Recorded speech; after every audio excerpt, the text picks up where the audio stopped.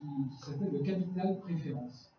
On dit dans notre métier, si on fait ce qu'on fait, c'est pour que les consommateurs préfèrent votre marque face à vos concurrents qui font moins bien en matière d'engagement, de qualité, etc.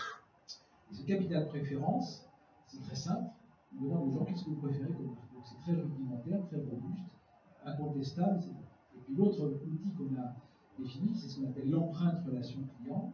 Ça permet d'agir sur des leviers pour améliorer ce capital préférence.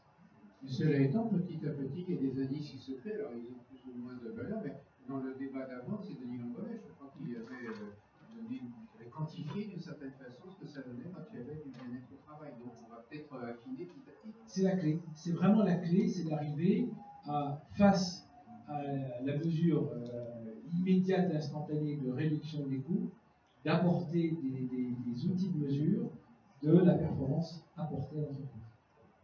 Complément. J'ai beaucoup de choses à dire. C'est une question de civilisation, c'est très simple. L'université, elle est missionnée pour préparer le futur. Nous ne l'avons pas très bien préparé. On a vécu de belles rentes. Maintenant, le rapprochement université-entreprise, nous le savons, est quelque chose qui est extrêmement important. Et la discussion que nous avons là, au-delà du bien-être de l'entreprise, c'est du bien-être de notre société, c'est la confiance globale dans le futur.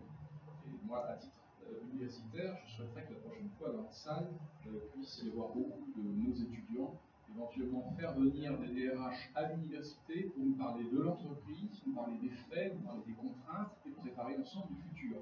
Nous savons qu'il va être plus qu'exigeant, et ce dont nous parlons ici, ce n'est pas simplement des outils de management, c'est comment pouvons-nous contribuer à perpétuer, à développer une civilisation, comment pouvons-nous donner envie du futur. Parce que dans les amphis, c'est à cela que nous sommes confrontés. Est-ce que nous donnons envie du futur? Donc je suis convaincu que vous tous pouvez donner aussi envie du futur à nos étudiants. L'entreprise est une marche tout à fait essentielle pour cela. Voilà, je vous en prie. Oui. Non, c'est votre quoi? J'espère que vous êtes obligé quand même. Ah non, mais c'était juste un. Non, mais. Et tu travailles alors? Je me réveille.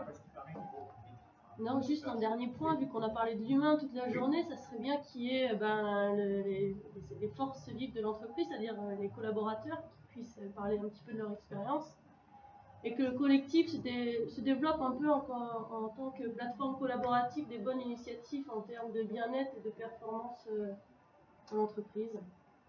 Voilà.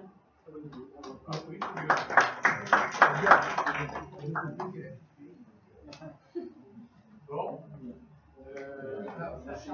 Sacha me dit tu conclus, ça fait 3 fois que je me dis de m'arrêter. Alors merci de votre participation, de votre présence, de votre participation et de tout ce que vous pourrez faire après dans la continuité.